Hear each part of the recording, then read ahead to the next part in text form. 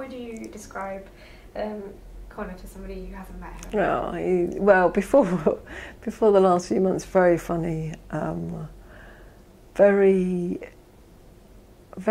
I would have said before, really nice manner. That he used to, because I used to hang out with him quite a bit, because he, like on his birthdays, he'd always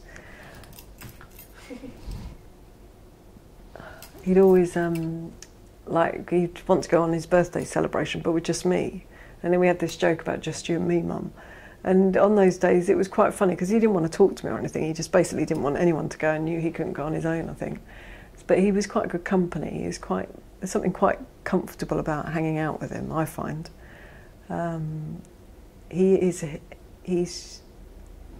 just a nice guy. You know, if you asked him to lend you anything, he'd lend it. He would only ever open one present at Christmas. He would want one thing, and that's all he'd want. So he'd sort of end up with all these presents that he wouldn't open that would drive the other kids mad. But he actually got what he wanted, and that was what he wanted. And I think quite a lot of what he does, or what he used to do, would really show up how odd our lives were, in a way that I used to find quite amusing. There's a lot of what we do in everyday life, like sort of saying, how are you? And we say fine. And a lot of this stuff's totally sort of throwaway, because we never say how we really are. And he doesn't do any of that. And so you cut away all that sort of, all those layers that we all do all the time, in a way that you sort of think, oh, I didn't realise that's what I was doing, you know, till you've shown me, because you've refused to engage with it. He loves transport. He likes watching YouTube movies about transport.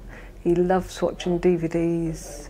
He will often like drawing. He does amazing drawings. He does the same drawing on each page. If you give him a notebook, whatever it is he's drawing at that time, whether it's a prison or a person or whoever, and he'll do very distinctive drawings, and he'll fill every single page of a notebook with a drawing that's identical. It's really weird. So he likes doing that. He likes going out for meals. Loves swimming. He's like a duck. He's absolutely loves swimming. And he likes laughing. He very much, you can really make him laugh a lot. So yeah, he's cool. And what are the positive things about having an autistic child?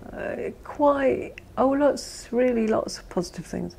I think my experience, it's opened my eyes to things in a way that, when I think back to those early days when I knew nothing about disability, I've cringed now.